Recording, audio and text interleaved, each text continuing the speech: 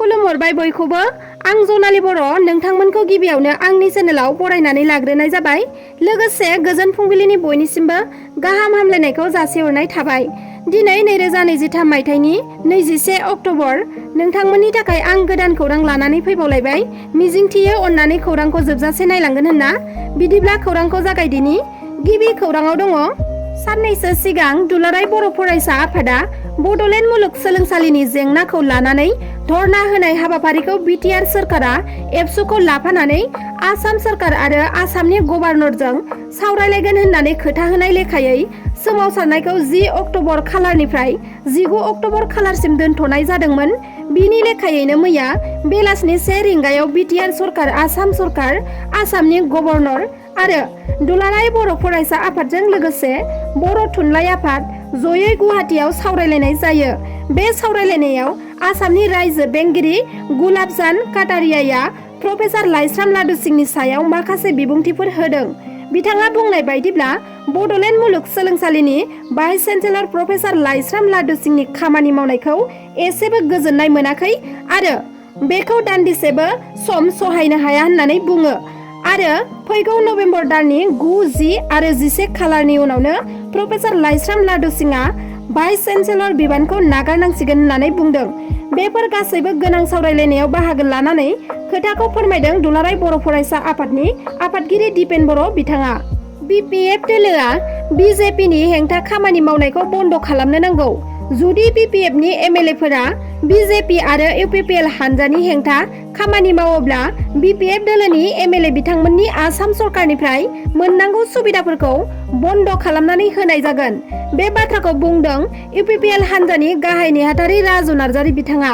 बिथाङा बिपिएफ दोलोनि 3 एमएलएफोरखौ थोंजोङै थांखिनानै बुंदों दि एजिपि, बिजेपि आरो इउपिपिएलनि जि आसाम सरकार दं बिनि मुलाम्फाफोरखौ बिपिएफ दोलोनि 3 एमएलएआ लागासिनो दङ।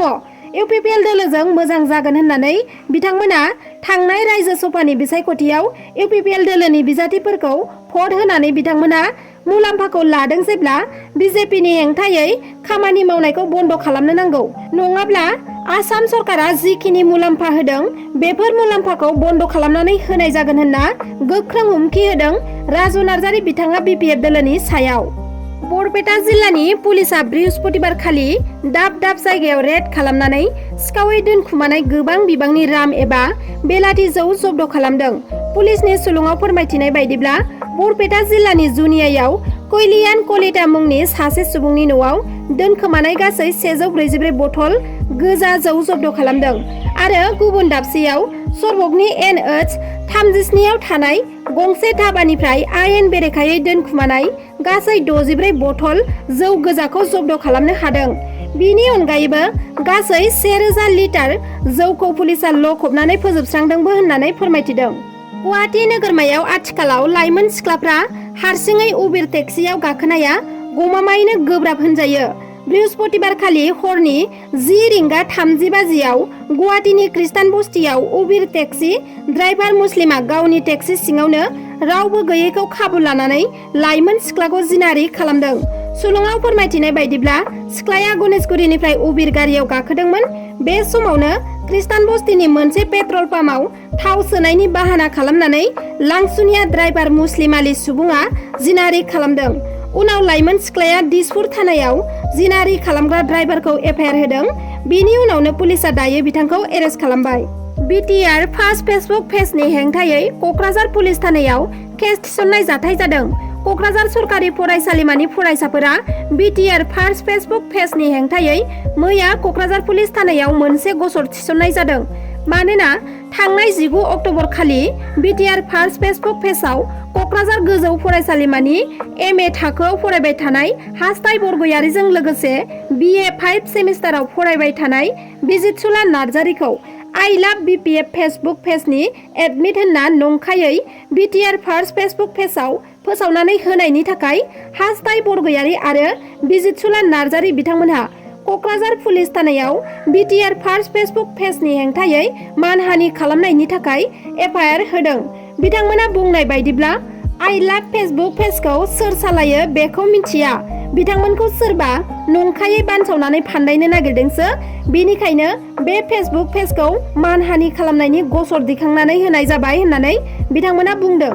सिलचराव गोबां बिबांनि ड्राग्स हमनो हादों। काछार पुलिस आरो CISF बिफाना जथायै अपारेशन खालामनानै सिलचरनि गम्भीरग्राम बिरखं गाथोननिफ्राय 4 केजि मेथामफेटामिन जब्द खालामदों। जब्द खालामनो हानाय मेथामफेटामिननि बेसेना खमैबो 20 कौटि रां जागोन होननानै रैखाथि बिफाना फोरमायथिदों।